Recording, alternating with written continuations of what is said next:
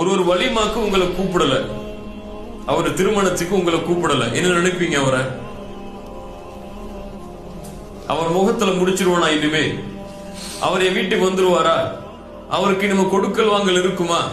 என்ன அவர் கூப்பிடாம இருந்துட்டாரே அப்படின்ற எண்ணம் தான் நமக்கு முதல்ல இயற்கையாக வரும். மறந்திருப்பார் அல்லது அவர் அழைத்திருப்பார் தொலைபேசியை, ஆனால் எம்மால் தொடர்பு கொண்டிருக்க முடியாது என்ற எண்ணம் முதல்ல வருமா? நமக்கு வராது. பள்ளிவாசல் உட்கார்ந்து ஒரு ஆள் போன் பார்த்துட்டு இருக்காரு. பள்ளிவாசல் உட்கார்ந்து ஒரு ஆள் போன் பார்த்துட்டு இருக்காரு. என்ன நினைப்போம்? என்னடா இவன் பள்ளியில உட்கார்ந்து வாட்ஸ்அப் பார்த்துட்டு இருக்கான்னு நினைப்போம். சரி, குர்ஆன் ஓதிட்டு இருப்பார், அது மூலியமா ஏதாவது நன்மை சேர்த்து கொண்டிருப்பார் நினைப்போமா? நினைப்பாங்க. இல்ல, மாஷா அல்லாஹ். ஆனா குறைவுதான். முஹ்சினை பொறுத்தவரை இந்த உலகத்தில் வாழக்கூடிய எல்லோர்களை பற்றியும் நல்லெண்ணம் கொள்ளுவார். முஹ்சினை பொறுத்தவரை நல்லெண்ணம் கொண்டதோடு மட்டுமல்லாமல் எல்லோர்களை பற்றியும் நல்லதையே பேசுவார். இதுதான் இந்த தன்மை.